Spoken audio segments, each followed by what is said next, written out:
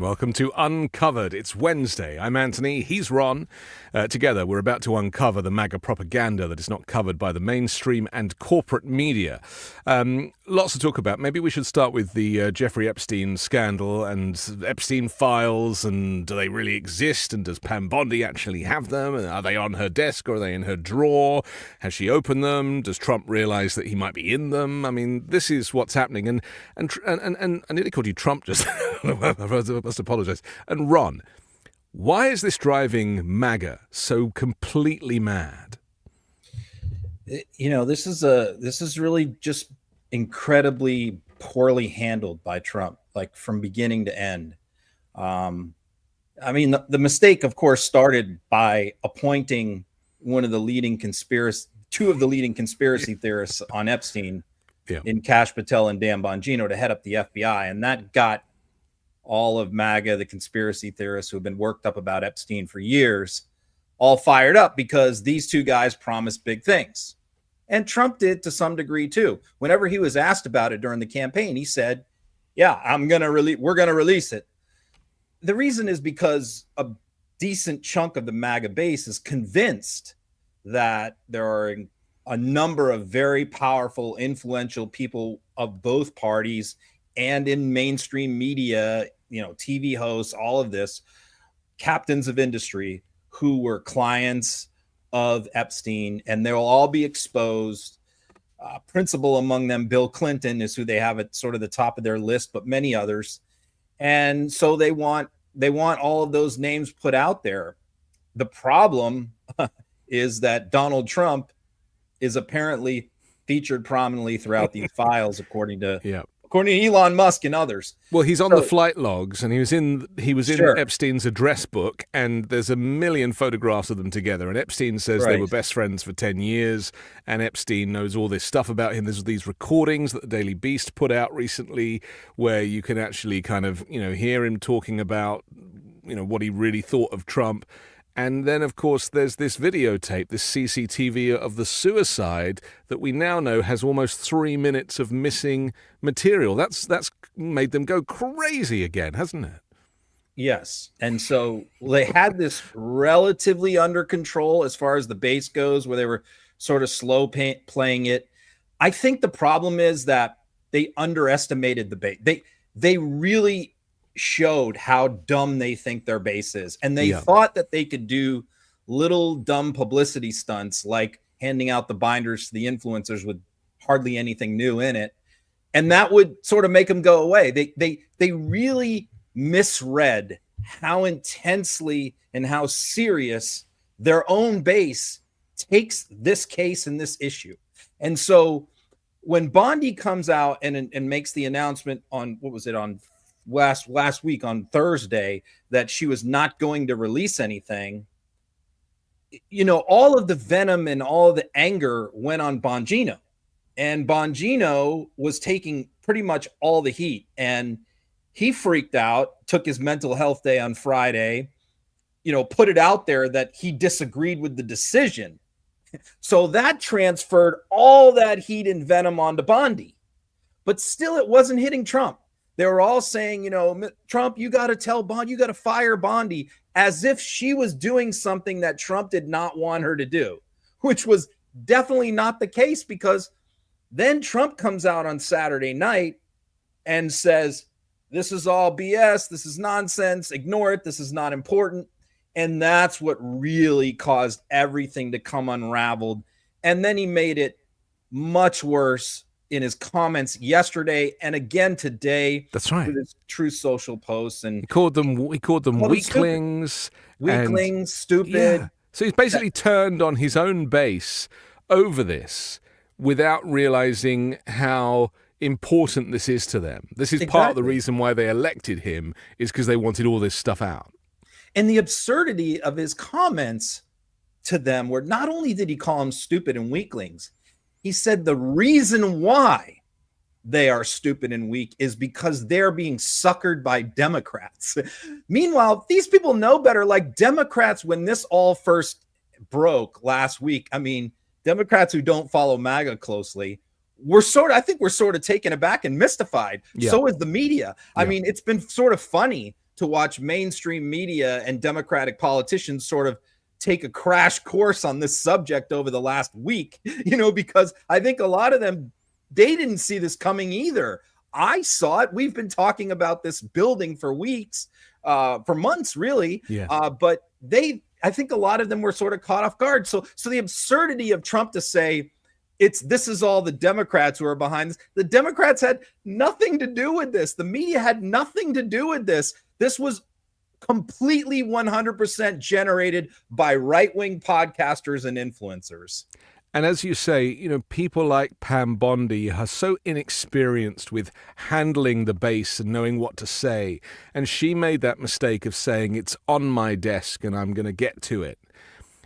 I don't think she realized what she was biting off there. And, Trump then gives her all the support. He loves her because she's blonde and good looking. And to him, that's, that's the requirement for being a good attorney general and also from Florida. And she's from Florida.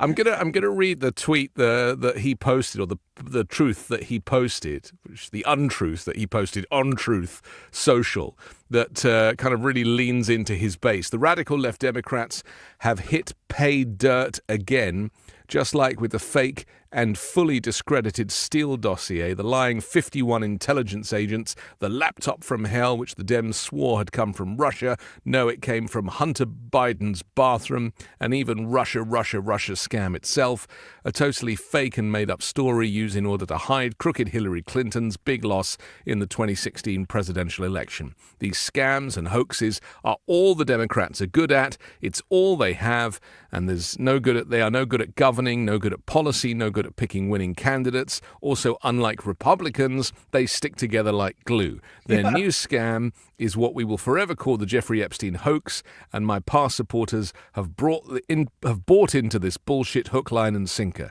They haven't learned their lesson and probably never will, even after being conned by the lunatic left for 8 long years. I've had more success in 6 months than perhaps any president in our country's history, and all these people want to talk about, with strong prodding by the fake news and the success-starved Dems, is the Jeffrey Epstein hoax. Let these weaklings continue forward and do the Democrats' work. Don't even think about talking of our incredible and unprecedented success, because I don't want their support anymore. Thank you for your attention to this matter. Make America great again. I mean, should we look at the timestamp? Was that a middle of the night job? Because, he is famous. Oh, I don't even remember. No, that was early this morning. That was early this morning. Yeah, I mean, any psychiatrist would look at that rant, whether it be, verbally spoken as I read it, or whether it be him typing it. I have a feeling he might have dictated that because, there's no capital letters and the punctuation's quite good. So I guess that was a dictation. But, this is the rantings of a madman, Ron. And the people who he's calling stupid weaklings who are being taken advantage of and doing the bidding of the Democrats are Charlie Kirk, Laura Loomer, Ben Shapiro, Alex Jones, all his allies, all of his biggest supporters and influencers online. Donald Trump Jr. was the one saying this stuff, although he's gone, of course, surprisingly silent. Not surprisingly, Marjorie Taylor Greene, Lauren Boebert. We could go on and on and on. These are the ones who have been pushing this. This has nothing to do with the media. That is what this is, and they know this because they're gullible, but they're not stupid. A lot of these people, they know for sure. This was not pushed on them by CNN. This was not pushed on them by the woke left. It was not pushed on them by me. Now, yes, we are fanning the flames. We are throwing gasoline on the fire. Don't get me wrong. I mean, I'm always in there doing that because all those people that I just mentioned, they all follow me on social media. All the influencers on the right. And so I love sort of pouring gasoline on their fire. So sure, we're antagonizing it, and the press is sort of antagonizing it by starting to ask Trump about it, which is nice. And that's getting him aggravated. But prior to this week, there were 0 Democrats talking about this. It was all his own supporters. So, again, it was kind of weird because last night, a lot of them were posting I think Trump is saying that we're stupid. Is Trump calling us stupid? They were sort of puzzled. And then this morning, he just came right out and said, you're stupid. Yep. You know? Yep. Alex Jones isn't happy about it either. Let's see how he reacted. And I'm getting really concerned here at this point because the flip-flopping and the 180ing and the going back is just the biggest train wreck I've ever seen. And it's not in character for you to be acting like this. So we want your agenda to succeed. I've done deep research, never saw you involved with Epstein criminal activity. So why are you acting like this? You made a deal with the establishment to leave you alone. Have they rolled over? U.S. intelligence we know is involved, Mossad, CIA, MI6, we already know that. But instead, you just continue to say nothing to see here, move along, though go ahead and release information, but there's no information to release. Contradiction to contradiction, flip-flopping to flip-flopping, 180s on 180s on 180s. Jesus, I'm on a roller coaster here. And then, it's only fake news is concerned. Like MTG and Tucker Carlson and myself and Joe Rogan and the American people. This is something that finally got our attention. People finally woke up to this. People finally understand, a window in the deep state with all this. And so you signing on to this and flip-flopping is just self-harming. I mean, please, President Trump, stop. If you want it to go away, just be quiet. It's like there's a gun to his head saying, you better come out and say none of this exists or we'll release it. It's bad. It's getting worse by the minute. And I support you, but we built the movement you wrote in on. You're not the movement. You just surfed in on it. And I'm telling you, man, the Democrats we know are pure evil. My God, they promote pedophilia and everything openly. So why the hell are you acting like this? Please stop now. It's so interesting seeing them. It's like Lord of the Flies, isn't it? They're kind of, they're just turning on each other. They'll be eating each other at this rate. Do you think that, because obviously we're always looking idealistically for this movement to implode of its own accord without having to be helped. Do you think that this is the start? Are the cracks in the pavement beginning to appear? Yeah. I always hear from Democrats when this sort of stuff happens, like they'll always come back to Trump. They'll always stand by Trump. And it's like, there is that 30, I think the polls now showed that 36% of Republicans think that Trump is handling Epstein well. That's pretty much like your hardcore Trump cultists. So you're right. Those people are probably, very few of them are ever going to abandon Trump, but there's another 64% in there that could and could tune him out and stop listening to him, especially when he tells them to show up for the midterms. But there's also two interesting things in Alex's statement that he made right there that I found interesting, and they're typical of what you hear. First is you see there, he's trying to rationalize why Trump is blocking these files. And he doesn't want to say it's because there's incriminating things in there about Trump. He can't say that, right? He won't cross that line. So what he's saying is that there's some deep state actors that have made some kind of sinister deal or put pressure on Trump that is causing him to behave this way. So MAGA still will not cross the line into saying that the reason why he won't let this out is because he's in them. Okay. They won't do that. They won't go that far. They're trying to find other ways to justify this. That's number one. Number two, where he talked about, the movement control made you didn't make the movement. See, this is interesting because this is something I have always said for many years upon studying, being a student of MAGA, going to their rallies, talking to the people, watching their podcasts, is I have always said that I believe this is a bottom-up movement more than a top-down movement. Yeah. That the influencers have always more controlled Trump more than Trump controls them. They're sort of like a wild animal. Now he can sort of point them in the right direction or nudge them certain ways or move the needle a little bit here and there. But for the most part, this is a monster that he got on the tiger's back, and he doesn't always control the tiger. I also feel like he's run out of energy to fight this stuff because all he wanted was to win the election at whatever cost so he didn't get put in jail, right? With all those indictments and all of those legal cases against him, he had to win the election. And so that is now done, right? He's got the presidency. He's redecorated the Oval Office. He's sitting comfortable. This is why he's spending 2/3 of his time playing golf, because as far as he's concerned, he got over the line. He can't run again, although, we'll see how that plays out. But from his perspective, it's done. From the Project 2025 perspective, a lot of that has been done. They've managed to sign off on a lot of that stuff within the first 100 days, as they had planned to. Militarizing the National Guard, federalizing the National Guard, and all of this stuff. It's all happened. It's all happening. They've got the money to build this immigration army, this $150 billion, all of this crazy stuff. And, of course, the tax cuts, most importantly. So, really, he's kind of done now. I don't really see what he's sticking around for. He has no interest in Ukraine. He just wants out. He said that with the post that you read. He said, I've accomplished more in 6 months.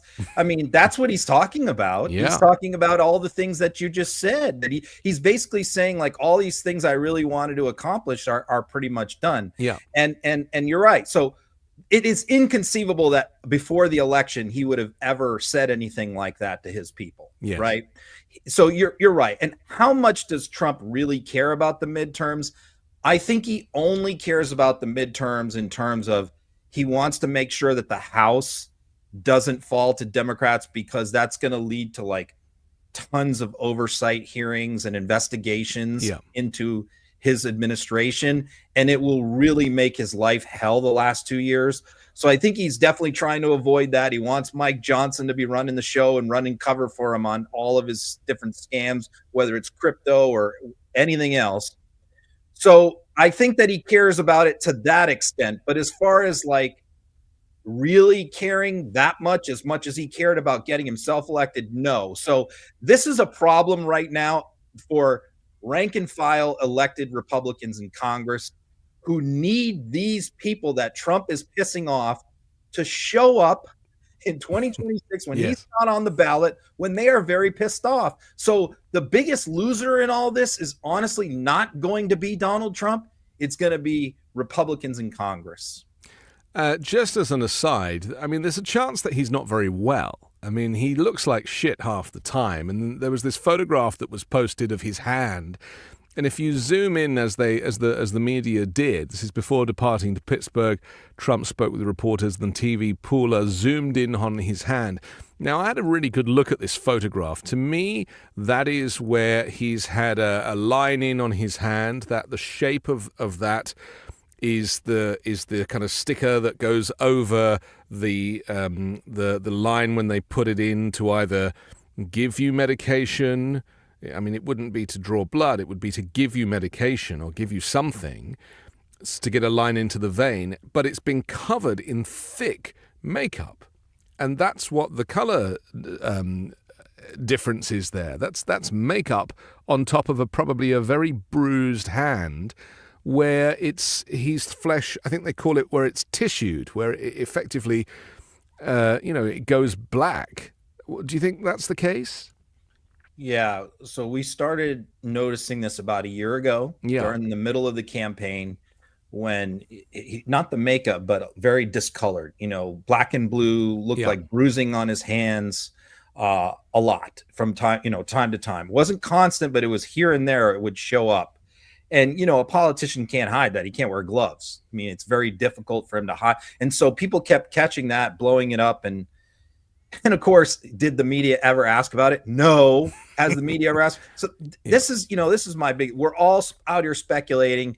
I posted that online, got, 2,000 replies last night from all kinds of doctors and emergency room people and specialists, all weighing in on various medical theories. But, there's could be any number of things. You can read the replies under my post, and there's about 50 doctors in there weighing in, right? But my point is, what about the press? The press sees this. They're in the same room with him. Yes. How is it possible, with all this stuff that we've heard from the media about Joe Biden and his cognitive ability and them scrutinizing his shoes and his walk and everything else, how is it that not one reporter has ever asked him about what's going on with his hand? What is that? What is going on there? And I know one time he tried to offer an explanation that it was from shaking hands, or maybe Caroline Leavitt said that. Come on, man. Yeah. We're not stupid. We can see that this is not from handshakes. This is right where the vein is on your hand. So what's going on? Is he getting medical treatment? What is it for? What is it? But, I guess the media is afraid to ask him that question. I don't know. Well, you just answered the question. They are afraid. And the reason that they were able to criticize Joe Biden is because Joe Biden wasn't a dictator and wouldn't have banned them from the press room if they asked a question like that. And I think that's the difference, isn't it? That what we're dealing with here is an autocrat and somebody who, to the media certainly, and most of the media, let's remember that press pool now is 90% made up of right-wing and far-right publications. There's a few mainstream operators in there. But so he's controlling the narrative. He's hand-choosing who's going to be in the press pool, and invariably they're people that are not going to ask these types of questions. This is what an authoritarian dictator does. They control the media narrative. And so it's of no surprise to me, certainly, as to why no one is asking these questions. And it's just, I was thinking about Jake Tapper this morning as I was driving my kids, and I was just thinking it makes me so angry that, he's focusing in on Biden, writing, making money, writing a book on Biden. And I wanted to say to him, what did Biden ever do to this country that you have such a problem with? That his mental health was such an issue, according to you, that, America under Joe Biden maintained its standing in the world, was economically sound, was, on the up and up. So why would you go for that when you've got this guy who is literally about to set fire to the whole world? Or has set fire to the whole world in terms of tariffs and acts of war. I mean, it's so frustrating that members of the media are just on the wrong side of history over this stuff. Yeah, I mean, look, I said throughout the campaign that I thought that when Joe Biden was running, that he was losing the step. He didn't have it completely like he did 3-4 years ago. He's slurring his words a little more. He's getting older. He's showing signs of age. But Trump equally was doing it, if not worse. Yep. And we documented that. We showed all the gaffes, all the mistakes, all the mispronunciations. But the difference between the two is Biden was showing the natural signs of being 80 years old. Trump was showing the natural signs of being 3 years younger than that. But at the same time, a malevolence and an insanity and a narcissism and a malignancy that makes the cognitive decline 10 times worse and more dangerous. And so why Jake Tapper would focus on, an outgoing retired president who yes, he was showing signs of age, but not in a malicious, vindictive, mean way. He brought us out of COVID, for goodness sake. He regrew the economy, and nothing bad really happened. I mean, it's like, it just, but I've come to the conclusion that there are just people in this world who are just really terrible, terrible, terrible people. And, and Tapper, for me, I just don't get it with that guy. Anyway. How many segments has Tapper done on Donald Trump's gaffes, his mistakes, his constant getting names wrong and countries wrong and people wrong and dates wrong and places wrong? I mean, it happens every single day. But it's also intentional lying from Donald Trump. Biden was not a liar. No, he might have got someone's name wrong and then corrected himself. But he wasn't a serial liar. He wasn't a serial liar. He wasn't misleading anybody. And the thing is, we all have... He wasn't out there saying gas is $1.90 a gallon. Exactly. Completely different type of human being. One is a lifelong public servant, public defender, vice president, senator, all of these things. And the other is a used car salesman. I mean, pick your favorite. Let's just look at Mike Johnson for a second. You mentioned him earlier as doing Trump's bidding. It's gone to a whole new level now where Johnson it's like they've run out of things to kind of prop Trump up with. So now they're going to the divine. Let's take a look. Social media platforms removed his ability to communicate with his supporters. Armed FBI agents raided his home. Democrat judges and prosecutors bent the law to arrest him, and multiple assassins tried to kill him.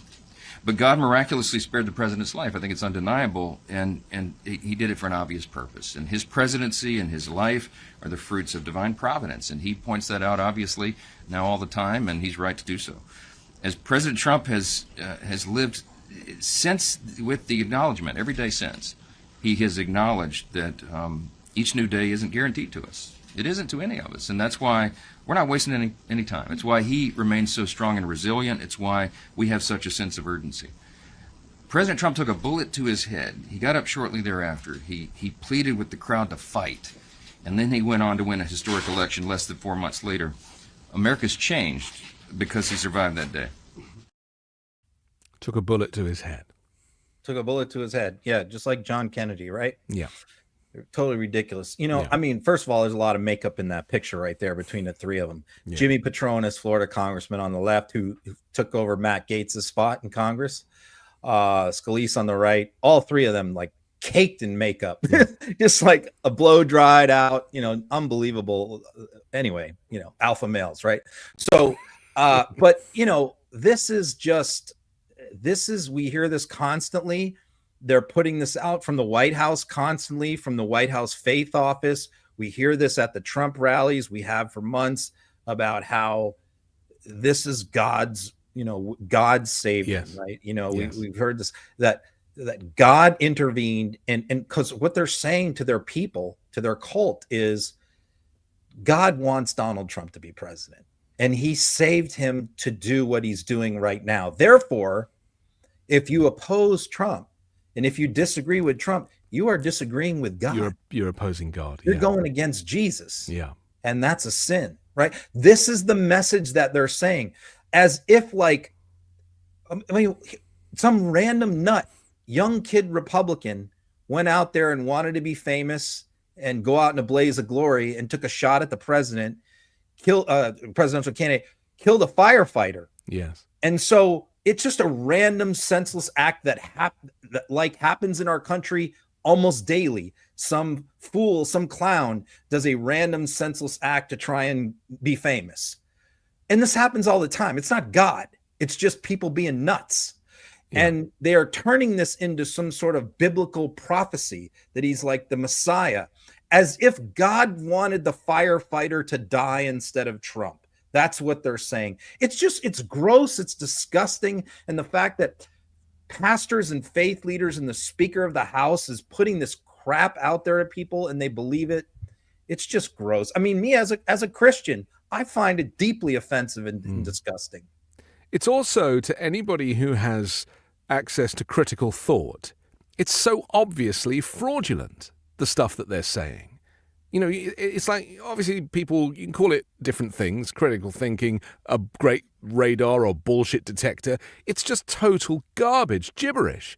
And yet, they say it with a straight face, with the makeup on, this very kind of earnest version, and people buy into that. And, for those of us who live in reality, it's not just him. Obviously, everything that Trump says, we've become so used to translating the bullshit.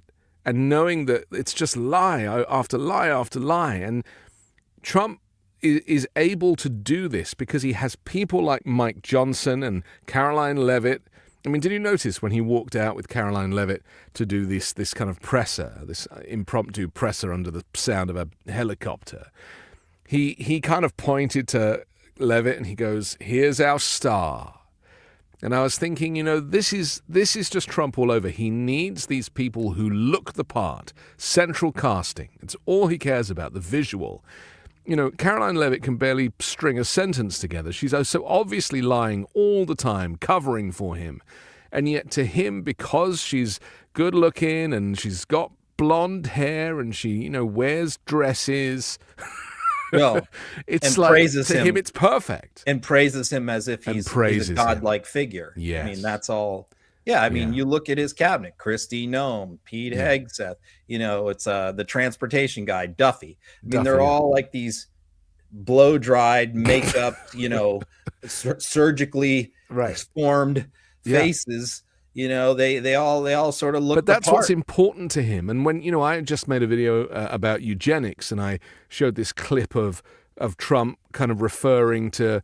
That's right, the rich people in the room. It was at the faith luncheon, and he goes, it was just awful what he was saying about how these rich ugly men have got these good looking wives, and if he didn't pass the tax bill they would leave the men because they wouldn't last 3 weeks. And he was just saying, look at you good looking people, you're so good looking.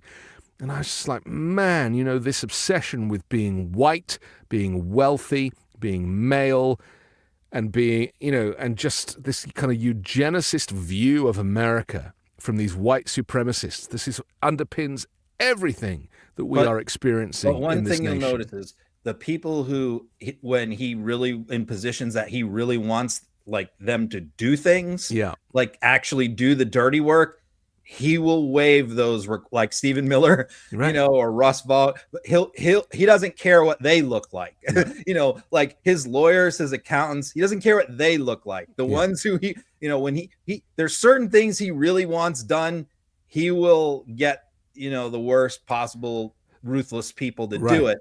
But like things like DHS, Secretary of Education, all those kind of Secretary of Defense, he doesn't really care about those positions. No. So those are the ones he puts the Fox. It's a production. The whole thing is a press production. Secretary, right? And so you have your leading actors at the top. You have Trump starring Donald Trump, featuring Pete Hegseth, and so you have these kind of. But the producers, like the producers, right? They don't even the need ones a behind hit. the scenes don't have to. Fit central casting. They can make more money with a flop than a hit, Ron. You see, this is where it's coming from. I want to talk about you mentioned earlier about the midterms and Trump not really caring, and I agree with that, but I also recognize that there is an awful lot of voter suppression work going on behind the scenes to make this work. And one controversy, which I also made a film about the other day, is Texas redistricting and actually taking advantage of the floods to kind of push through legislation at the same time as supposedly bringing in changes for early warning systems and everything else. So they're crowbarring in legislation that didn't pass previously in a big beautiful bill, as they might call it. Can you just explain this to me? Because this is a kind of racist move. It's about drawing the brown and black people out of the district, so that they hopefully get more votes from white people. Yeah. So, we do our census every 10 years, right? And that's when it's decided who gets how many House seats.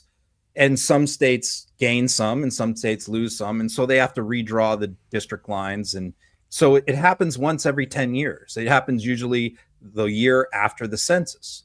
And it happened in Texas and every other state in 2021. Yeah. But now, what Abbott wants to do is go back mid-decade and redraw it again to try and get rid of some of the Democrats in some of these seats. And, this is a two-edged sword, because what he wants to do is he wants to take some Republicans and move them, slices of them, and move them into Democratic districts to sort of give Republican challengers a little bit more of an advantage. But at the same time, while doing that, he's going to weaken some safe Republican seats if he goes ahead with this and this survives court challenges and all of that. So this is a very dangerous move by his part, because it will pay off if it's a Republican year, if it's a good Republican year. Next year electorally, like the economy's doing well, everything Trump said was going to happen happened, inflation is down, unemployment's down, economic growth is up, and it's a Republican year, this will benefit them tremendously if they pull this off.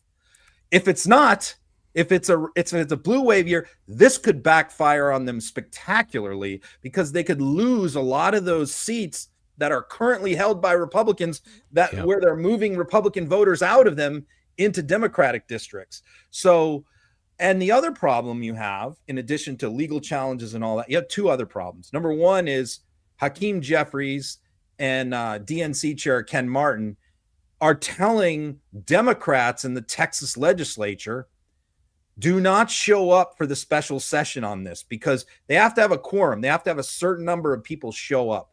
The other issue is there's a lot of moderate Republicans in Texas who do not want to do this.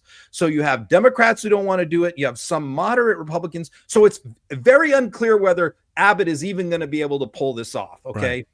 But it's also a law that if a governor calls us, Texas has some quirky laws. If the governor calls a special session, you have to show up as a legislator by law. And we have seen in the past Democrats try to boycott these special sessions, and we've seen him send out state officers to drag them in and arrest them or threaten them with arrests. And that's what they're doing now. Happening again here. Right, they're and then threatening you have the them. third problem where, okay, now you have people like Gavin Newsom in states like California who are saying, okay, if you're going to do that, then we're going to do it too. You could have Democratic states retaliating. And so this could end up being a complete mess, all caused by Donald Trump, who is directing this behind the scenes, and Greg Abbott.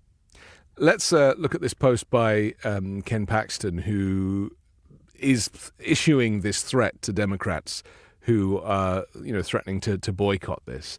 He basically says if Democrats ignore their duty to their constituents by breaking quorum, they should be found and arrested no matter where they go.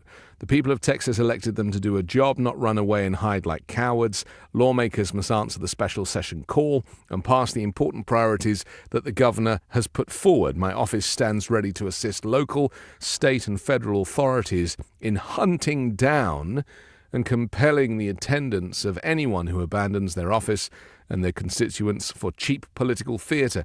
I mean, it's interesting how they kind of turn it on its head, because the cheap political theatre is the fact that they're even calling this in the first place. They shouldn't even be allowed to do this at this point, as you say, in this mid-cycle mid-cycle vote. So I don't know. I just feel like maybe Republicans are a little overconfident about Donald Trump's popularity and are trying to kind of shore up the midterms. And as you say, it might backfire. Yeah, they're worried. They're very worried about the midterms. They don't want to lose the House, and so they're gonna like we've talked about.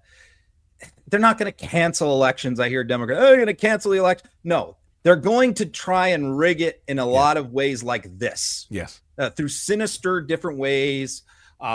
Cleansing the voter rolls, voter suppression tactics. That's what they're going to do. Yeah, and this is unprecedented. I don't know that this has ever happened before. And, where any state has tried mid-decade to redraw their lines, unless it was ordered by a court where their original lines were illegal under like the Civil Rights Act or the Voting Rights Act, then it's happened on a few rare occasions, but never have we had like a governor go, we want more seats. And Trump flat out said, we are doing this because we think we can add 5 more seats in Texas if we draw these lines very strategically. Well, they could have done that in 2021 when they drew them back then, but they didn't. So now what they're doing is they're looking at the new map and they're going, okay, we think we can move this county or this neighborhood into this district and we can wrangle 5 more seats. Well, you got 49 other states out there that theoretically could do the exact same thing. They could do it every single year. This could lead to complete chaos where, Republican states, Democratic states are retaliating and redrawing lines constantly, and nobody knows what district they represent. And Democrats damn well better do that. Yes. Now, I know in California, it's a problem because California has an independent bipartisan commission that draws the lines.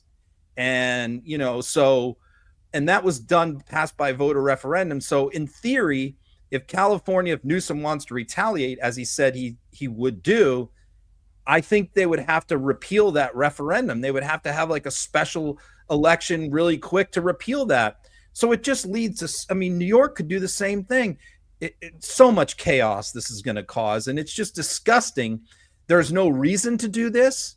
There's no policy or constitutional reason. It is just a naked power grab by Republicans. It's fraud. It's fraud and corruption. Yep. And Trump says the quiet parts out loud. Here's the clip. On Texas, how many more seats do you want the Republicans to draw 5? And then what if California, New York, Illinois, and other blue states? Yeah, well, decide that's to do okay this? too, but 5. I think we get 5. And there could be some other states. We're going to get another 3 or 4 or 5 in addition.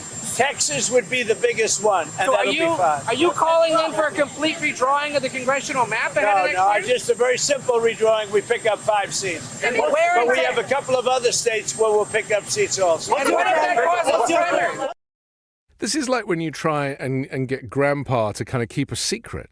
You know, it's like he's been told, like, off the record, behind the scenes meeting that, you know, that they might get 5 seats out of it, but this is, and because, you know, he's in front of the cameras and he's asked the question, I mean, I would have thought that they'd want to play this down and you know, 5 seats might appear by magic, but they're just going for it. They're not even hiding what they're doing now. So, I mean, look at this like an athletic contest, all Yeah. right? So a football game, a baseball game, soccer game, whatever, basketball game. So if you want to win the game next year, win the championship next year, I guess there's 2 approaches you could take. You could train harder, train smarter, work harder, lift more weights, run more, practice more, you know, put a better team on the field, or you can change the rules, you know, and so you can rig the game. And so rather than like, hey, we're going to field strong candidates, better candidates, we're going to have a great message, we're going to sell success to the voters, and we're going to flip these seats. It's no, we're not confident that we're going to be able to do any of that. So we need to rig it. We need to start redrawing lines and monkeying around with the districts mid-decade. And you notice what he said. Well, Texas is the biggest one. That'll give us the most seats, but there's still 2 or 3 other states that we're looking at that we want to do that. Keep an eye on Florida, by the way, which is they've already gerrymandered the hell. Ron DeSantis already gerrymandered the hell out of Florida, which cost Democrats probably 3 seats in the last election because of DeSantis monkeying around with the districts. And you also have the other problem that, you know, Democrats are so goddamn old and they keep dying in office. You know, we have three that have died in office in the last 6 months. Yeah. We just filled one with the special election, but you know, we've been down votes and we still have the most members over 80. So, and they won't leave. So, you know, we have multiple problems here. We have people that keep dying in office and we have Republicans that keep drawing the lines. Dianne Feinstein was coming to work even after she'd died, as far as I can remember. Let's take a look at what Jasmine Crockett had to say about this, because, you know, there is a serious side to this, which again is the marginalization of the black and brown communities. It's been going on for decades, and she kind of explains it very well. What happened if they gerrymander? Can you talk on that? Thank you. Yeah, so first of all, it hasn't quite been said clearly that Texas has always been found to be intentionally discriminatory. And so I want y'all to understand the makeup of my state. This state is a majority minority state. And what this legislature historically has done is what they plan to do again, is to dilute the voices of people of color in order to make sure that they can get to where they're trying to go. We saw this Department of Justice decided to put out a letter, and what did they do? We only have 4 seats that are represented by black folk, where the vast majority of the people that get to decide who they have represent them are black. They decided to attack 3 of the 4 seats that we have in the state. They decided to go after a Latina. They are specifically deciding to splinter the communities of common interest, as well as just blatantly say we are going to dilute minority voices. So we know that the courts, ever since we've had a Voting Rights Act, have always found this state to be intentionally discriminatory. That is what they are going to do. So I need people of color to understand that the scheme of the Republicans has consistently been to make sure that they mute our voices so that they can go ahead and have an oversized say in this. So I fully anticipate that's exactly where they're going with this map. It's the only way to do it. We didn't understand how we got to the map that they gave us last time, because that state was grown by 95% people of color. They went out of their way to make sure that we got 0 new seats for people of color. So that's exactly what they're going to do this time. It's a theme of this administration to erase and eradicate people of color from society. And there's more and more evidence of that all the time, not least the indiscriminate abducting and snatching of people of color from the streets and now sending them to countries that I haven't even heard of. Do you know what I mean?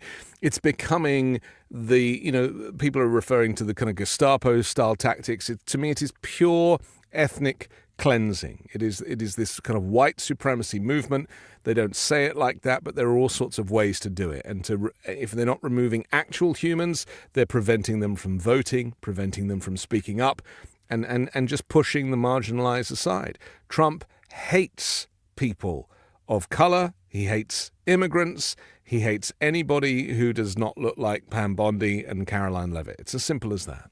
Yeah, and this is why Jasmine Crockett is such a valuable member of the Democratic Party, very important voice in the party. Because, I mean, while the rest of us, me included, we're focused on the RD issue, and how this is going to affect the balance of power in the House between the two parties, she's focused on the fact that, justifiably so, and kind of opened my eyes a little bit like, hey, you know what? She's absolutely right. I didn't really think about it that way because I'm a white guy, but she, of course, the first thing that came to her mind is what she said, which is a great point, which is, the Texas population, the minority population is now a majority. The number of Black and Hispanic people outnumber white people. And yet the white people dominate the legislature. But this is the same across the South. It's the same across the South, right? Alabama and Mississippi.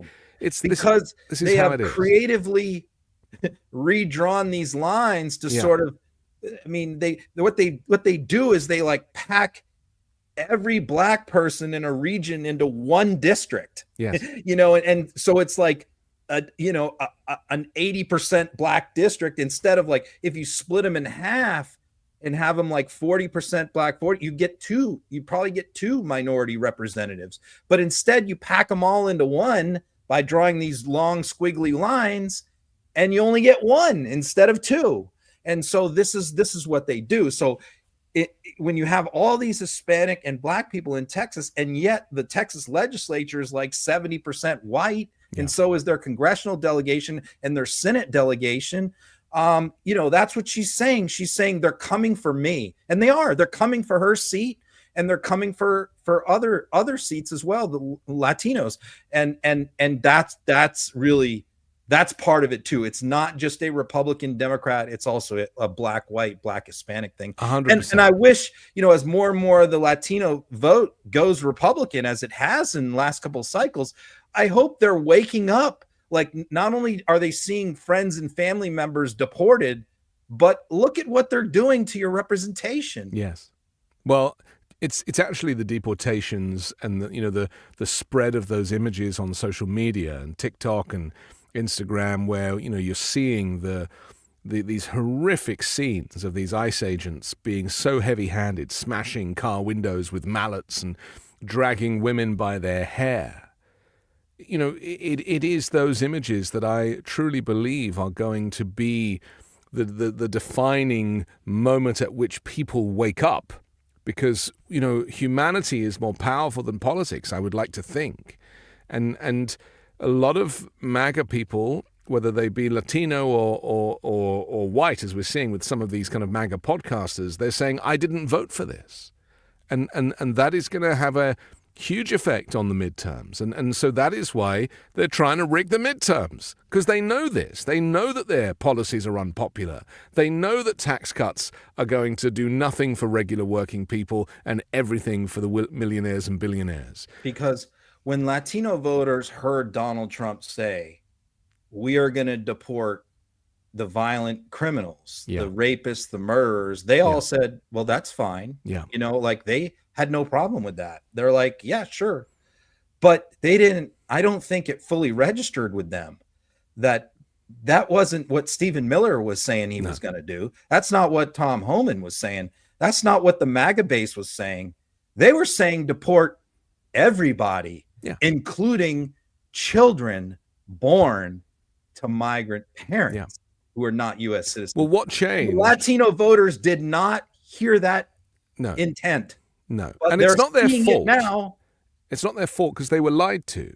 This is the thing, you know. They were misled. And Trump, you know, has controlled the information narrative. Even, you know, the right wing were buying up Latino radio stations, and so that they, you know, the just this flow of information has been tightly controlled.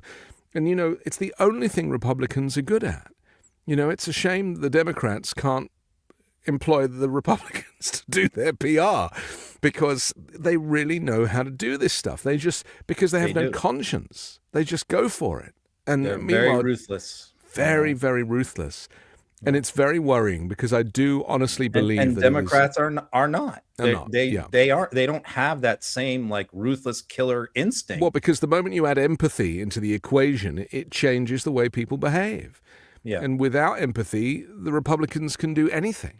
Yeah, they have no conscience about it. Yet, so where you hear, like, you know, we saw it with the storm, right? You know, you know, Democrats who criticized the storm response got a lot of pushback from other Democrats, including me. You know, they were like, don't politicize this. These poor children, you know, have died, and of course they did, but it should have never happened.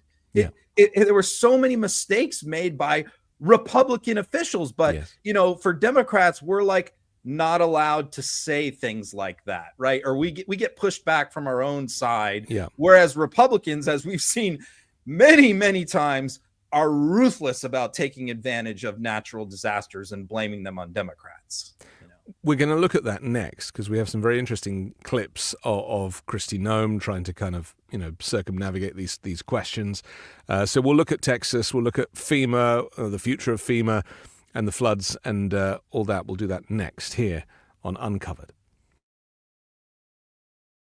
From the gym to a night out or summer adventures, you want clothes that feel comfortable anywhere. Mack Weldon has breathable clothes that keep you cool, comfortable, and stylish, perfect for summer. Their new Tech Linen line combines the easy charm of the classic linen with Cool Max technology. Explore shirts, shorts, hoodies, and more at mackweldon.com and get 25% off your first order with the code UNCOVERED. I love the quality of the Tech Linen line. In fact, I love any of Mack Weldon's clothes because of their technical properties. Mack Weldon balances classic pieces with updated details to keep you looking sharp, not flashy, just classic, always in style and made from the world's most comfortable performance materials. From button-up shirts and shorts crafted with a lightweight linen blend and Cool Max technology, and breathable underwear that keeps you cool, dry, and comfy all day. Crazy comfortable but elevated sweatpants, shorts, sweatshirts,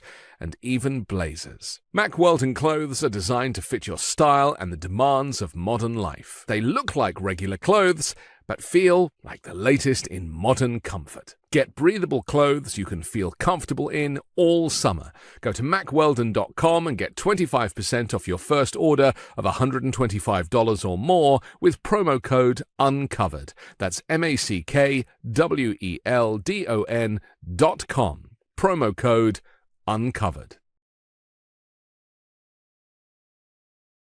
And links to our sponsors are in the description below. I'm wearing my Mack Weldon now, and I was just thinking, Ron, how I would love to watch you doing the commercials. I have my Midas Touch Network T-shirt on. Look at that. You do. You've come I'm a company close. Man. You are a company man through and through, and I love that about you. Okay, let's look to Texas and the floods for a moment, because you know we're talking about Democrats being accused of politicizing this by calling for why wasn't there early warning, and these people died needlessly because of the fact that Republicans do not invest in infrastructure. They just don't. That kind of conservative mentality, we'll worry about it when it happens. There's no point in fixing the roof now because it isn't leaking. From your kind of previous life as a conservative, can you relate to that type of attitude? Yeah, sure. I mean, like when things get brought up for a vote, in small towns, small conservative Republican towns, rural towns, it's like, no, we don't want to spend the money. And you hear that, especially you hear that a lot in older towns about schools, like in Florida. Yeah. This was always a pitched battle when you want to, raise the sales tax or the local property tax for a penny to build a new school, or you always get a lot of pushback from Republican voters. It's never Democrats. It's always, we don't want to spend that money. We don't have kids in the school system. The school system sucks. The principal's terrible. You always hear all these excuses. So, and that happened here. You had the county wanted to purchase an early warning system. The sheriff said it. He recommended it. The voters said, no, we don't want to pay for it. Then it came up for another vote in the legislature to have the state fund rural counties that couldn't afford it, to have the state pay for it. The state rep for this particular district where this camp was voted against it. So, because they're fiscal conservatives, I don't want to spend money on things like that. Trump wants to disband FEMA, right?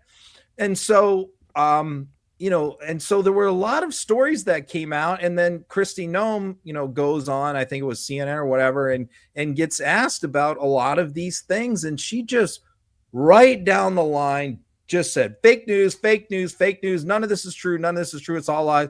But she slipped on one thing, because they were asking her about one of the reports, which was, hey, some of the local officials are saying that they requested search and rescue teams and they didn't arrive for 3 days. They didn't arrive till Tuesday.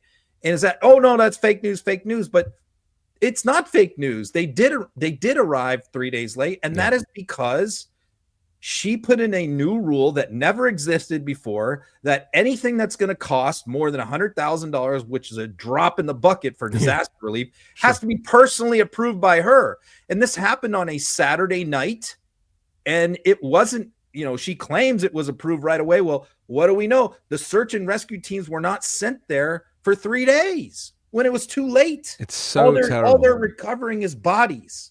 And, but she just denies everything. No, none of it is true. It's all fake news.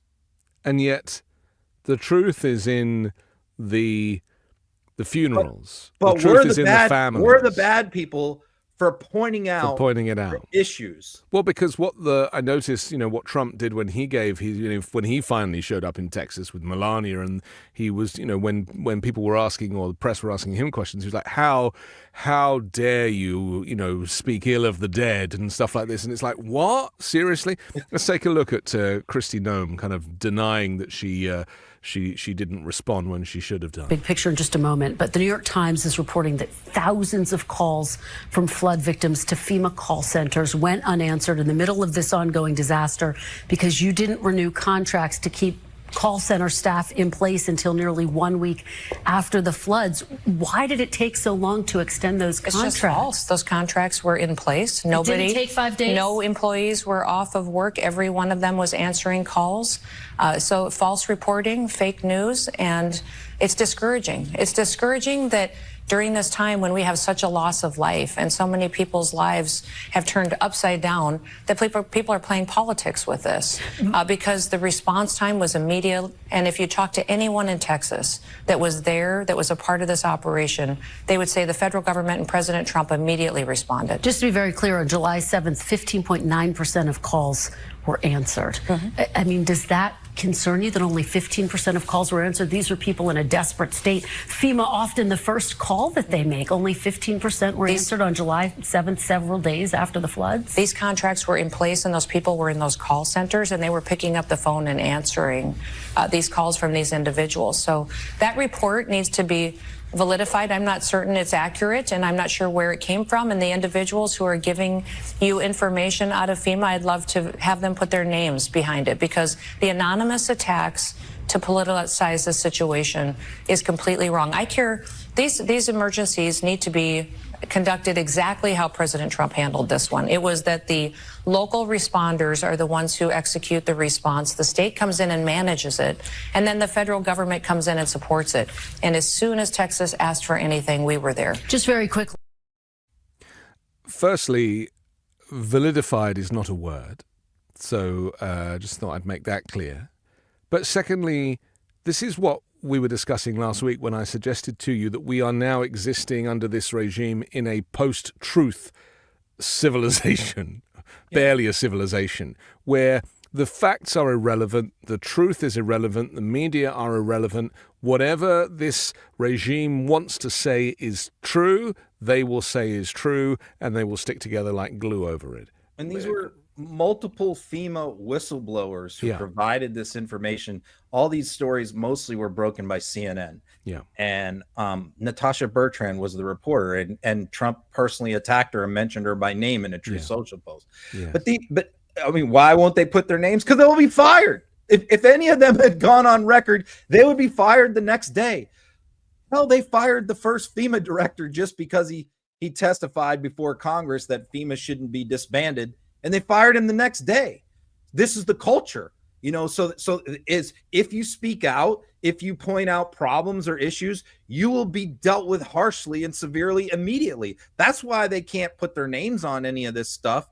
The other thing, though, is Republicans are incredibly good at circling the wagons when they screw up. And we saw this in this case, like they just all band together. The local officials, Abbott, Trump, Noem, they all get together and they all praise each other. That's what made me sick watching these press conferences. Yes. From the day after the storm. It's just all you hear is them praising each other. Amazing job. Governor Abbott, you're amazing. Trump, you're amazing. Noem, you're all incredible. Everybody just did an amazing job. Meanwhile, they're still recovering bodies of children, out of rubble, and they're all the Republicans are all praising each other. It was awful. It was disgusting. The thing that upset me, and then a Democrat tries to step in and go, well, wait a minute, something's not adding up here. This doesn't look right. There appears to be a lot of screw ups here.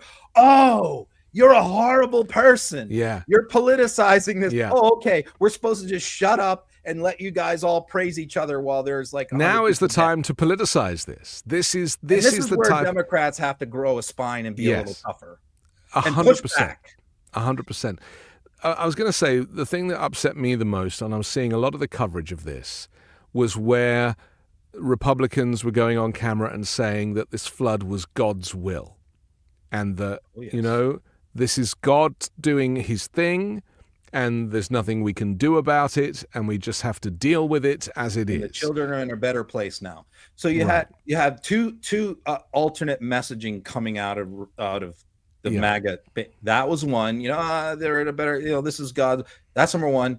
And number two was this is chemically engineered by the deep state, right? Yes, that's right. This is they're actually have launched bills in front of in Congress. There's Democrats are controlling the weather. That this was a plot. Yeah. There is a plot afoot to cause these horrible, terrible storms in Republican states and Republican areas to kill their people. And Democrats and the deep state are behind it.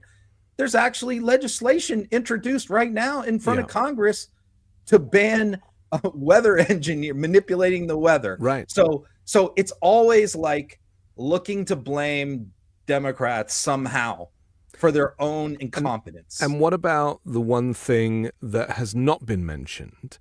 Democrats barely mentioned it, but certainly Republicans wouldn't dream of mentioning it. And if this story was happening in Europe, it would be the headline, and that is climate change. That this is a climate change caused extreme weather event. If you mention that, man, you get just shouted down. Right. Oh, I mean, you can't even. If you mention that in connection with a disaster, again, you're going to get just annihilated by the Republican press, social media. You're a horrible person. Again, let's not dare talk about the root cause. Let's not dare talk about why this keeps happening. And the other thing that strikes me is you keep hearing constantly from Republicans and Trump, this is a once in 100-year calamity. Yes. We've never seen a storm like this. Yeah. And it's after the 25th time we've heard this, after some horrible storm disaster, it's maybe somebody should ask, why is that the case? That these are the worst storms ever recorded that keep happening, tornadoes, whatever it is. These extreme weather events will increase. It has been predicted by climate scientists, who of course have all been disbanded, as potentially will FEMA be disbanded, so Trump can pick and choose whether he gives federal support to which nations? Let's have another look at Kristi Noem. Drill down a little bit. I know there were resources that were deployed, but I think the question revolves around, were all of the necessary resources deployed? According to reports, multiple FEMA officials said you didn't approve the deployment of these FEMA search and rescue teams until Monday, which was 72 hours after the floods started. Nope, they were deployed immediately as soon as they were requested. And I think what matters the most here is what the local officials on the ground say and what their feedback is. You know, I was there that very morning, and that afternoon when the flooding was happening, and was with those emergency responders right away, with the governor, with Nim Kidd, who's running the state's response. And every one of them will tell you that they got everything that they needed when they asked for it immediately, and that they've never seen a federal government respond in support of a state's management of a disaster situation like this. So those claims, I don't know who's making them out of FEMA.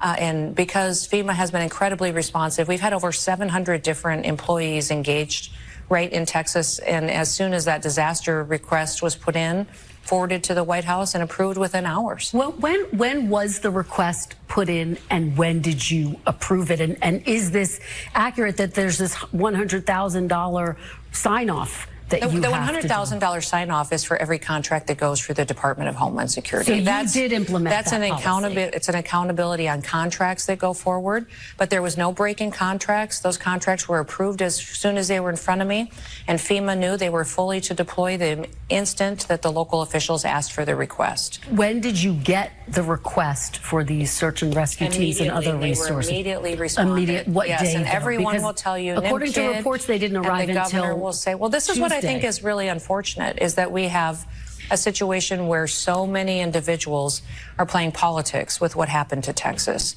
And the governor and the emergency responders on the ground, the mayor of that city, the judge in that county who has some authority over emergency response, every one of them said, as soon as we asked for help, they were here. The federal government was here. Yeah, she's avoiding the question specifically. These 24, 48 or 72 hours, she is completely kind of circumventing that answer with gaslighting. It's so obvious. It's so like frustrating for me to sit here and watch Kristen Welker try and do this interview. I know. So terribly. I know. I mean, it's just like Noem keeps reverting back to two things. One is that the local officials praised her. The local officials are all Texas Republicans. It's a 70% Republican county. All the state officials are Republicans. They're all Trump allies. Yes, they're all praising each other for doing an amazing job killing over 100 people that never should have happened, right? So that's one thing that she reverts back to. And the other thing is she reverts back to, I don't know who all these people are who are telling you these things. They look, this is what you do. You pin her down. You say, because here's what we know for a fact. The search and rescue teams did not arrive until Tuesday, 3 days after the storm. Too late. Okay. That is a fact. That is a documented fact. So why doesn't Kristen Welker say, you tell me, because we know we can verify this, what day did FEMA search and rescue teams arrive? Tell me the day. And I'm not going to move off that question until you tell me the day. I don't want to hear, oh, we approved it as soon as we got it. Yeah. No. When did they arrive in that county? The date, the time, the place. And she never got to it. No.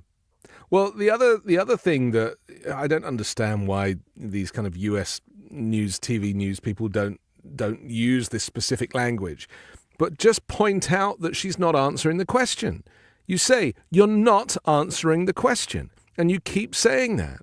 But there is this kind of respect for the office, or reporters kind of feel, I mean, look, I'm going to wave the ring the bell of authoritarianism again, because this does not happen in functioning democracies. In a functioning democracy, the news media is part of democracy, holding the authority to account. That's their job. It doesn't happen here. It is just not a thing. There is this fear that you're going to be blacklisted, or your parent company's not going to be able to sign off on their on their big deal that they're doing, buying another streaming service. I mean, there are so many layers to it. We really do not have independent media in that corporate space. There are no real journalistic questions being asked. And let's zoom out and take the next layer, which is Donald Trump has stated many times that they want to disband FEMA. They do not want FEMA to exist. Yeah. So all these wonderful things that she's claiming that FEMA did, the position of the Trump administration is they shouldn't have done any of that. Yeah. FEMA shouldn't even exist. It should just provide some financial aid after the fact and let the state and local. So what she's saying is, we did an amazing job, but the other part is, well, how is it that you want FEMA to be disbanded? Because here's the problem.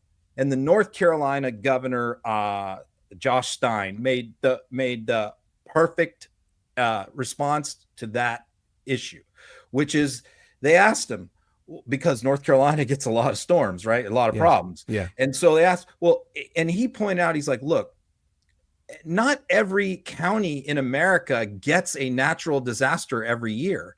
So we don't have small rural counties, and states, they don't have the resources to have a huge organization like FEMA on standby with trucks and planes and helicopters ready to be sent out to natural disasters. Individual counties and states don't have the money to do that because let's say Kansas doesn't have any storms for 3 years like this. Well, you've just wasted all that money and had all these people sitting around doing nothing. That's why you federalize this agency so that they're ready to go. Wherever they're needed, they're sent. But Trump wants to disband that. But can I explain my theory why? Okay. And it goes back, unfortunately. Well, I have a theory too. Let's see if yours matches up. Okay, it goes back to the eugenics. This is different than mine. Okay, they want people to die, Ron. Oh, you went way. They want further than me. Invariably, the people that get affected by these things are the poorest people, and they want to eradicate the poor. They want the poor gone, and they want the people of color gone. And so it sounds sinister. It's not a conspiracy because there's a lot of evidence behind this. All of the Republican policies and the MAGA policies and everything that comes out of Trump's mouth, if you look at it through the lens of segregation and look at it through the lens of white supremacy, they want these people dead. And there's no other way of saying it. But they just want them gone. Happen more in Republican areas than Democratic areas. So I appreciate that, but look, there were more votes for Donald Trump in California than any other state. Generally, not the rich people who die in these things. Yeah, you're right about that. The rich people can afford. Let me give you my theory. My theory is this: is that it's just account. They don't want the accountability. That these disaster responses are messy politically. A lot can go wrong. There's a lot that you get blamed for. We saw this with George W. Bush and Katrina, justifiably so. That really put a big black mark on his presidency. The way he never recovered from Katrina. Correct. And we saw Donald Trump masterfully take advantage politically of natural disasters and train derailments and during the Biden administration and use those to his advantage. East Palestine, for example, because you can always find something that goes wrong that you can point fingers. Yeah. And so what I think is that Trump does not want that happening to him. That he has no interest in this topic, in this subject, in saving lives and rescuing people and providing aid. He has no interest in doing that. That's not what he wants to do. And he doesn't want to get the blame for anything that goes wrong. So it's easier for him just to wash his hands of it and say, we're just not in this business anymore. Yeah. It's up to you, states. You're on your own. I'd take your version. Your version is 20% of what's going on. You can put them together. Yeah. But it's 20% of what you're saying, that politically it's not good. But it's 80% that they don't give a hoot about whether the poor live or die. It's as simple as that. You may be right. I hadn't really thought about it that way, but you may be right. I just think it's important that we recognize how sinister this regime is. And this goes back to Jim Crow and before. This is not new. It's just that these people now are in power, and this is how they exercise their power. and to eradicate people who don't look like them is it's convenient that climate change is upon us because it's doing half the work. And this is why Trump allowed COVID to kill 1.2 million people. Okay, because that's a good analogy. Invariably, it killed the poorest people, and we saw how he didn't care. Didn't care. And he didn't want the blame for any of it. He didn't want to take responsibility for any of it, right? No, because he doesn't in his mind. And I think that you're right. I think that the COVID could be influencing his desire to get rid of FEMA. Yeah. It's the same because it's the same kind of situation. It's a disaster. It's not a nice conversation to have because, it's saying that there is this. Because he blamed COVID for losing the 2020 election. Yeah. Because he thinks that people who get COVID are likely to be Democrats. I mean, he literally thinks he can eradicate voters by not vaccinating people. I mean, do you remember that line? It was the line that blew my mind more than anything. If we test, we see more numbers. Yeah. If we don't test, then there's fewer cases. That's right. That's the mentality. The problem goes away. The problem goes away.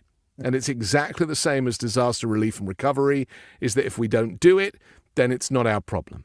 Yeah. And it's it's up to the states.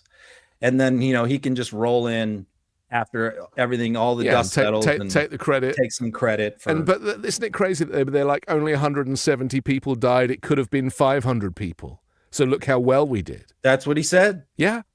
He said we saved lives. Yes. We're heroic. It could have been the same thing about COVID. He said it should have been much worse. His warp speed saved millions of people. And that was one of the things that aggravated him so much was that he said that line 2 or 3 times on the campaign trail at rallies and got booed by his own people. Yeah, and he couldn't understand why. And that grated on him that he couldn't brag about. Yeah. He couldn't use that line anymore. Let's change the subject and talk about him possibly firing Jerome Powell, but not firing Jerome Powell, how the markets are reacting to this. Jerome Powell, just for people who aren't up to speed on this, sets the interest rates. Trump wants the interest rates to be cut because, of course, that's going to make his economy look better. The economy is we're into growth. Growth is down. GDP is down. It's not looking good for Trump's economy right now. And so this, he knows, is one of the ways that he could fudge it and make things look a little better. He was asked the question about it. Let's take a look. Well, when he was in my office. And what did you tell him when he was in your office? I told him he's doing a very bad job. He's way late. That's why I call him too late. Jerome Powell is too late. He's way late. Interest rates should be coming down. We have a very, very successful country. We should have the lowest interest rate anywhere in the world, and we don't. Jerome Powell has done a terrible job, and frankly, I don't think he could do a worse job. He's called everything wrong. So they had a report come out the other day, 71 different economists, and me. You know who was right? Me. Mr. President. Did you know that? I was right. I did know, Mr. President. Are you going to appoint Mr. Powell to another term as Fed chair? You must be kidding. Mr.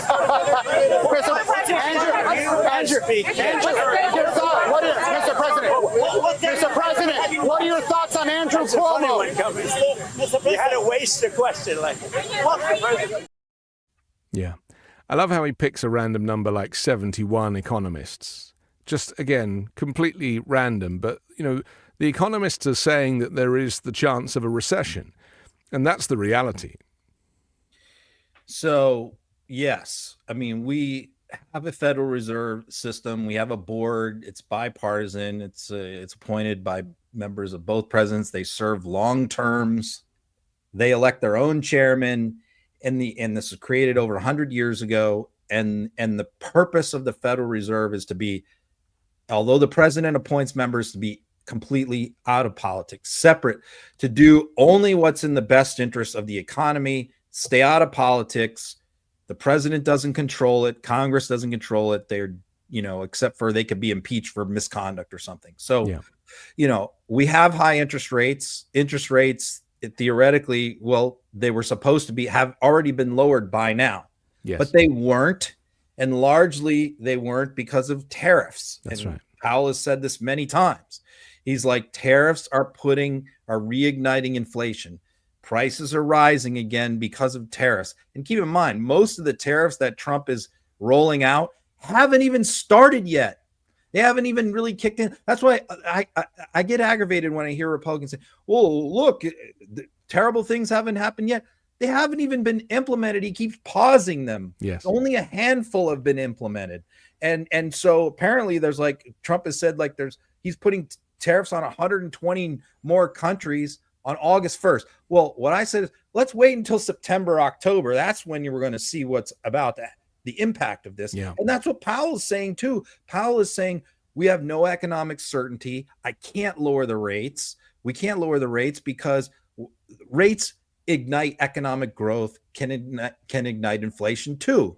So you want inflation to be under control before you lower the rates. And that's where we're coming from. But the issue is this, I don't know that we've ever had a president fire a Fed chair early. Powell's term expires next year. And so, of course, if Trump wants to talk about, hey, I'm not reappointing him, whatever, that's fine. That's his prerogative.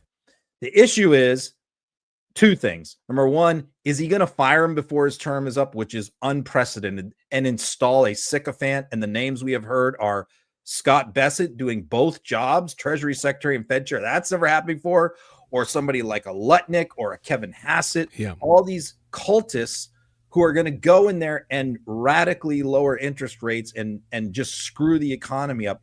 That's the concern. So even today, when the rumor came out where he threatened to fire Powell, the stock market plunged because the markets do not want to hear this. And then, so the markets dive down, and then, that was what happened earlier in the day. But then when Trump was asked about it, he says, oh, no, I'm not going to fire him. I'm going to replace him at the end of the term, but I'm not going to fire him. The market shoots right back up. There it is. There you go. So it goes right back up. So, oh no, that's not it. That's not the chart. There's a different chart. There was a white chart, I think. Yeah, I don't think I have. I think I have that. There's one that shows when Trump when the announcement came, it goes way down. That's right. And then it spikes right and back up. And that's how reactive the markets are. And Trump knows that. And so, but inflation is up. That shows you that this is the only reason why he hasn't done it. Yeah. The only reason why he hasn't fired Powell is because Bessent has told him this will tank the markets way worse than any tariff stuff. Because really the tariff announcements don't even affect the markets anymore because Wall Street doesn't believe him. They don't think he's serious. And so they've priced that in, that they don't believe what he's saying about tariffs. But if he fires the Fed chair, that's a whole different ballgame. That'll tank the markets. And that's the only thing keeping Trump from doing it. I believe that he probably will fire him. We should probably mention that there is a rumor that he's now talking about firing him because of fraud. This is because of the construction or the reconstruction of the Fed building, costing $2.5 billion. Now, that is an awful lot of money. There is no question about that. Probably 3 or 4 times more than it should have cost, if not more. But this is a convenient excuse for Donald Trump to say, I'm going to get rid of Jerome Powell because if he can't handle the finances of a construction project, then how can he handle interest rates? Yeah, it's sort of nuts that we have this weird system where we allow this happens in 2 scenarios with courthouses and building like things like Fed chair, bank type buildings, because we allow, for some bizarre reason, like the chief judge of an area to like build, be in charge of the construction of new buildings. And so it's kind of crazy. Yeah. And same thing, the Fed gets to spend, as much money and do whatever they want in refurbishing their digs. So what always happens is these projects always just are obscenely expensive with marble and granite and everything else. I don't agree with any of that, and I think that the spending on this building is probably excessive. But look, Trump didn't care about that a couple months ago. No. Like, nobody cared about that. No, but it's a convenient opportunity for him. It's an excuse. It's a pretext. It's an excuse. Yeah. We only have 5 minutes left, but I want to talk about Russia, because this is an interesting shift, and NATO as well. And he had the NATO Secretary General in, and they were, let me show this clip and then we'll talk about it. But basically saying that he's unhappy with Vladimir Putin. He's finally realized that Putin might not be a very trustworthy person after all. And one of the reasons that you're here today is to hear that we are very unhappy, I am, with Russia. But we'll discuss that maybe a different day. But we're very, very unhappy with them, and we're going to be doing very severe tariffs if we don't have a deal in 50 days. Tariffs at about 100%. You'd call them secondary tariffs. You know what that means. But today we're going to talk about something else. I mean, he's increasingly looking like bad Santa. And all that gold everywhere is just disgusting. I know. And it's just spray from Home Depot. I wouldn't mind if it was the real Gross. thing. But this is so interesting because, he's trying to get round giving weapons to Ukraine by saying, okay, well, Europe can buy them from us, NATO or, the EU can buy them from us, and therefore we're not paying for them. That's kind of how he's getting round this. But there's this rumor that it might have been Melania that actually was behind his change of heart and made him realize that he's been played by Vladimir Putin all this time. Do you think, she has previously worn a kind of pro-Ukraine, clothing, or I think she was wearing the Ukrainian colors one time. And obviously she's from, am I right in saying she's from Slovenia, right? Yeah, it was part of the, Warsaw Pact. Right. So Soviet bloc So, growing up. she obviously has empathy for the people of Ukraine and recognizes that you would hope. You would hope. Do you think it's the case that, he basically said that he went home and she said this. I'll show that clip and we can discuss. But we thought we had a deal numerous times. I'd get home, I'd say, First Lady, I had the most wonderful talk with Vladimir. I think we're finished. And then I'll turn on the television, or she'll say to me one time, wow, that's strange because they just bombed a nursing home. I said, what? So... Only he can turn it into a stand-up comedy routine. Those aren't reporters. Those are his supporters and White House employees having a good. It's so funny that they bombed a nursing home. Yeah, I know. It's offensive. But that's an interesting dynamic there. Yeah, it is because it's the first time we've heard firsthand of intervention by the First Lady. Yep. What I don't quite buy there is they don't live together. Right? Everybody knows they don't live together. She's not in the White House. She's in Florida. Completely different lives. So he's saying, I came home to the First Lady. I'm not denying that they may have had an interaction and she might have said this, but it does suggest to me that he has obviously run out of ideas. She's probably the only person that can say this kind of stuff to him. And it's so weird that he's kind of admitting it. Okay. So yeah, I've been married 31 years. So I definitely subscribe to the happy wife, happy life theory of existing. That is definitely true, but I don't believe that this is that kind of a scenario where he's trying to keep her happy. But I do think that, I think he's more afraid of Melania than any other human being on the planet. He is terrified of Melania. And that is because Melania is the only person that could completely destroy him. If she knows everything. And so if she ever divorced him, left him, and spoke out or wrote a book like Ivana did, then he would be wiped out. Because not to mention to take her. All his money as well, which is the thing that's most precious to him. She's had multiple prenuptial agreements, but the point is no one can hurt him worse than her, because even the cultists adore her and worship her, and they would believe what she says. So he's afraid of her. So I believe that he did probably brag to her, because he's doing it as a brag. Like, hey, I just got off the phone with Putin. He's showing off, Mm-hmm. And I believe that she probably did say, you know what?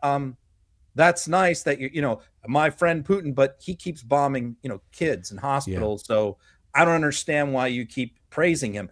I definitely can see that her saying that to him. So, and I definitely can see him going, oh shit. Well, he doesn't read briefings, so he because doesn't. no one else would have the balls to tell him that. No one else would have the guts to tell him that. Right. She would, because she's not afraid of him. Yeah. But so it might be the first time he's ever gotten somebody come back to him at him like that. But the other disgusting thing about this is just exactly what he just announced. Look, he said he was making this big announcement about Russia. He was bringing in the NATO Secretary General there. And the Russians were very concerned, according to all their media, that he was going to hit them with something very bad, like announce a long-range missiles he was going to give Ukraine, more Patriots. Yeah. Like, they were very concerned about what this announcement was going to be because they didn't know what it was. And when they heard that this is Trump threatening secondary tariffs 50 days from now, they were ecstatic. Russian media was thrilled. The Russian stock market shot up because this is just another delay, another empty threat, another hollow threat. But it's further proof that he's an asset. It's a further proof that he's Putin's whipping boy. How much more proof do people need? And this is why whenever he's like, Russia, Russia, Russia, it's a hoax, he is projecting. As he always does, just reverse everything he says and you'll get your answer. Let me just explain real quick the secondary tariffs, what that means. What that means is any country who does business with Russia, because we already don't get anything from Russia. Right. So what he's saying is any country that does business with Russia, specifically buys oil from Russia, will be hit with U.S. tariffs. What country buys the most oil from Russia in the world? China. So this is really all he's doing is threatening to hit China with more tariffs, not Russia. No. So. He's, again, as I said at the very beginning, if you think critically, you can see through all of this stuff. And he just thinks everyone is as stupid as he is. We have to finish, but I do want to show this clip of him at the FIFA World Cup holding up the trophy because it's so funny. They're trying to get rid of Trump off the stage. They're trying to drag him off so that Chelsea can hold up the trophy and Trump won't leave. And apparently then Trump steals the trophy for himself and they have to then use a replica. Let's take a look.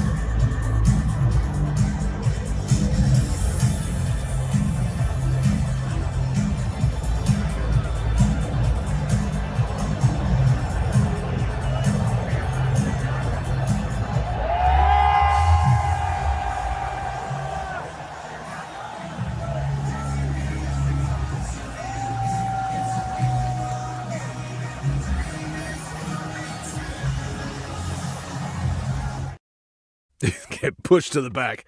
It's so embarrassing. The FIFA president's trying to get him out of the shot, right? So the team can celebrate. He refuses to get out of the shot, and then he finally gets in and pushes him through to the back. Out the back. Yep. And yes, by the way, that is a replica trophy. That is not the original trophy. The FIFA president brought it into the Oval Office to show it to Trump, and they were going to let him display it there as the host country for a few days.